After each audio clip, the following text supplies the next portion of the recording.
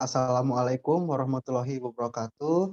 Yang terhormat Ibu Anissa Humayroh, SPM Biotek, selaku dosen pengantar bioteknologi Islam dan Sains, izinkan kami kelompok 4 yang beranggotakan saya, Rian Syaputra, Pritia Rahmawati, Repa Asipayuda, Ervika Ambar Wahyuningsi, Rita Irmanda, dan Apriliana Rahmawati untuk mereview kuliah tamu Simbion atau Sinau Bareng Bioteknologi yang keempat bersama Bapak Muhammad Rais, SPM SC, yang membahas tentang pengolahan limbah pada dunia industri.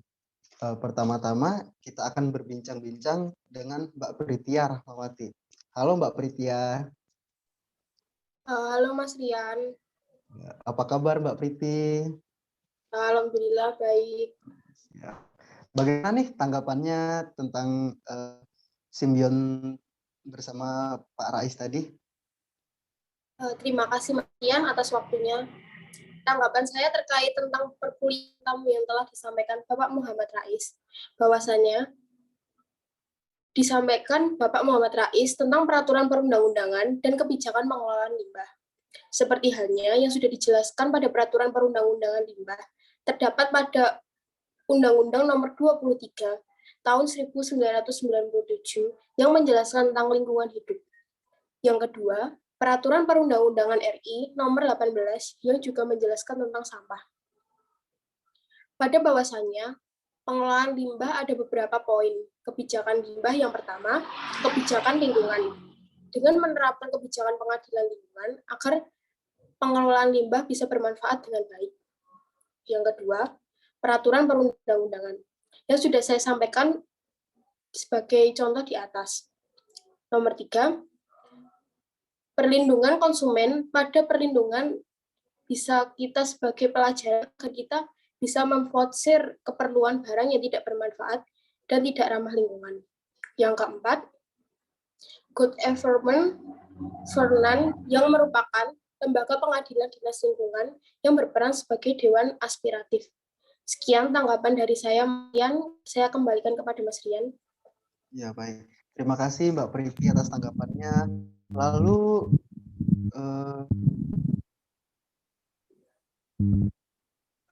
itu apa, Cok? Ya bener lah. Astagfirullah. Kalau apa ya nanti? Aku lanjut ya. Selanjutnya kita akan masuk ke latar belakang yang sudah dijelaskan Bapak Muhammad Rais. Nah, selanjutnya kita akan berbincang kepada Mbak Repa Asipayuda. Halo Mbak Repa. Ya, halo Mas Rian. Ya, bagaimana nih tanggapannya tentang latar belakang begitu yang latar belakangi kebijakan-kebijakan atau peraturan pada pengolahan limbah B3. Silakan Mbak Repa. Ya, ada beberapa hal yang melatar belakangi atas dalam peraturan tentang pengelolaan limbah B3. Di antaranya adalah karena peningkatan penggunaan B3 di berbagai kegiatan, lalu peningkatan upaya pencemaran lingkungan, dan terdapat dampak penting atau pencemaran yang diakibatkan oleh pembuangan limbah B3 terhadap lingkungan sendiri. Dan yang terakhir adalah Indonesia telah menjadi salah satu negara yang berpotensi sebagai negara tujuan tempat pembuangan limbah. Dan terdapat dasar pengertian di Undang-Undang Nomor 32 Tahun 2009 tentang perlindungan dan pengelolaan lingkungan hidup, yaitu limbah bahan berbahaya dan beracun yang selanjutnya disebut limbah B3 adalah sisa suatu usaha atau kegiatan yang mengandung B3. Seperti itu, Mas Rian. Wah, iya. Terima kasih tanggapannya Mbak Repa. Berarti sangat sangat ini sekali ya, kompleks sekali ya untuk latar belakang kebijakan-kebijakan atau peraturan dari pemerintah Indonesia sendiri seperti itu. Bahwa Indonesia ini negara tujuan untuk pembuangan limbah dari luar negeri seperti itu. Nah, kita lanjut ke ISO yang sudah dijelaskan Pak Muhammad Rais. Nah, kita akan berbincang-bincang dengan Mbak April sekarang. Halo Mbak April. Iya, halo Mas Rian. Ya, bagaimana tanggapannya tentang Simbion tadi, Mbak April? Baik, sebelum masuk ke bidang ISO, kita juga perlu tahu nih, apa sih prinsip dari limbah B3 itu? Jadi, prinsip limbah B3 itu ada 4 poin. Yang pertama itu meminimalisir limbah, yang kedua itu ada pengolahan limbah secara mandiri, yang dilakukan dekat dengan sumbernya. Lalu yang selanjutnya ada perkembangan limbah yang berkelanjutan, dan ada input dan output. Lalu baru kita masuk ke tahap penerapan ISO 2015, yaitu ISO 14001, standar sistem manajemen atau EMS itu berlaku secara internasional. Lalu pentingnya ISO untuk dunia industri itu ada beberapa poin. Yang pertama, keterkaitan dengan banyaknya sektor yang memberikan dampak bagi lingkungan. Lalu yang kedua, itu berdampak pada makhluk hidup yang terutama pada manusia, hewan, dan tumbuhan. Lalu meningkatkan kesadaran masyarakat tentang dampaknya yang diberikan terhadap lingkungan, lalu perubahan paradigma tradisional maupun berkemajuan. Begitu Mas Rian penjelasan tentang ISO maupun prinsip limbah B3. Ya, terima kasih Mbak April. Jadi kita seperti yang sudah dijelaskan Pak Muhammad Rais juga, jadi kita tahu begitu dengan penerapan ISO dan juga pengolahan limbah B3 ini. Lalu pastinya kita pengen tahu gitu kan apa manfaatnya yang sudah dijelaskan oleh Pak Muhammad Rais juga. Nah, kita sekarang akan berbincang dengan Mbak Lesta Irmanda seperti itu yang akan menjelaskan tentang manfaatnya. Silahkan Mbak Lesta. Baik, Mas Rian. Jadi manfaat dari ISO 14001 yaitu untuk pengelolaan lingkungan yang efektif dan efisien, kemudian mengidentifikasi penanganan dan pengendalian risiko lingkungan yang mungkin timbul, menekankan biaya produksi dalam upaya turut memelihara hubungan baik dengan semua pihak terkait yang peduli terhadap lingkungan, ketaatan organisasi dalam pemenuhan peraturan perundangan yang berkaitan dengan lingkungan, bukti kelayakan organisasi dalam tanggung jawab terhadap lingkungan, serta peningkatan citra organisasi dalam dunia bisnis. Begitu, Mas Rian. Oh iya, terima kasih Mbak Lesta Irmanda. Jadi sangat bagus sekali begitu ya untuk manfaat ISO ini. Lalu kita pengen tahu nih sejarah ISO ini.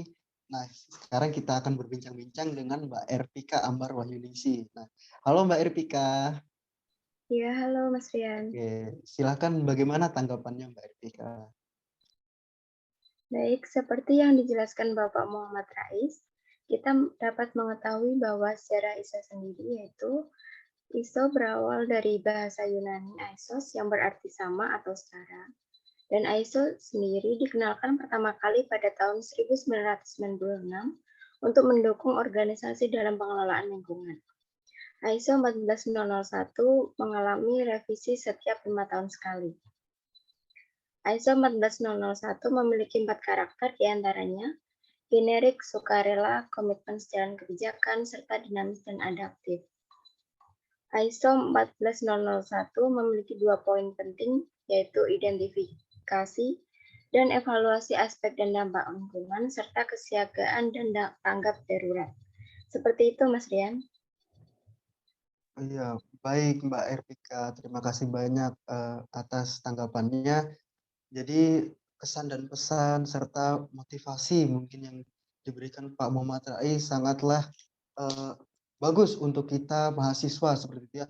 Tetapi kesan yang paling berkesan begitu pada saya itu ketika Pak Rais bilang bahwasannya dia menyayangkan kepada pemerintah Indonesia seperti itu yang beberapa faktor dari faktor politik ataupun keuangan untuk pengolahan limbah B3 ini yang masih lalai seperti itu dan juga sangat menyusahkan masyarakat sekitar begitu.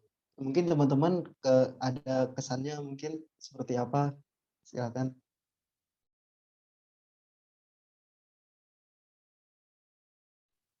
Iya, untuk kesan sendiri ya, kalau menurut saya itu kan untuk pencegahan limbah industri sendiri itu berasal dari diri kita sendiri. Jadi kita melakukan penanganan limbah dahulu, baru kita bisa menerapkan terhadap lingkungan dan masyarakat. Begitu kalau menurut saya. Ya, baik. Terima kasih teman-teman. sudah mereview begitu tentang Simbion 4 bersama Pak Muhammad Rais. Yang pasti dengan pengolahan limbah B3 ini kita sama-sama ingin memajukan Indonesia seperti itu. Kita juga sama-sama ingin supaya masyarakat Indonesia lebih sejahtera seperti itu. Begitu saja review kuliah tamu kelompok kami. Kurang lebihnya saya mewakili kelompok memohon maaf sebesar-besarnya. Wabillahi taufik wal hidayah. Wassalamualaikum warahmatullahi wabarakatuh. Waalaikumsalam warahmatullahi wabarakatuh.